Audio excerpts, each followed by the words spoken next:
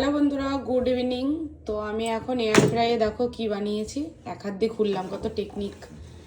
এই দেখো, bread pizza বানিয়েছি। আর এটা ডবল ডবল করে করেছি। আর কটা থাকলে পুরো প্লেট ভর্তি হয়ে যেত। তো আমার কাছে যা ছিল তাই দিয়ে করেছি, মানে যে কটা ব্রেড ছিল তাই দিয়ে করেছি আমি। এই যে বের করে নিয়েছি। তো এখন খাওয়া হবে। আর আমাদের এখানে মেলা হচ্ছে। কি মেলা গো?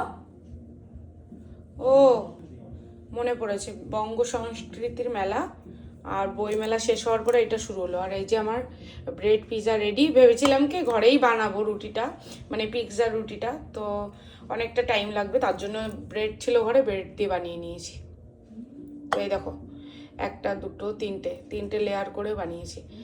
আর যদি চারটে হতো, এই পাশে দুটো দিতাম, এই পাশে দুটো দিতাম, হয়ে যেত প্লেটে পুরো ভর্তি। তো খেয়ে বলুক কেমন হয়েছে। এয়ার ফ্রাইয়ে করলাম আজকে।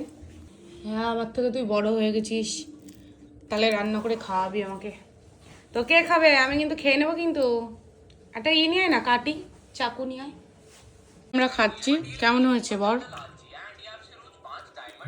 এই যে চাকু দিয়ে কাটতে হয়েছে, ওই যে চাকু দেখতে পাচ্ছ, কারণ আমার ছেলে এরকম কেটে খাবে। এই দেখো, ভেঙে গেছে সাইড থেকে। হেভি হয়েছে কিন্তু, বলো। আমি ভেবেছিলাম রুটি বানিয়ে বানাবো, পরে একদিন বানাবো, ঠিক আছে। আর মজরুল্লা চিজ লেয়ার লেয়ার করে দিয়েছি, যে খেতে দারুণ লাগবে। কেমন লাগবে?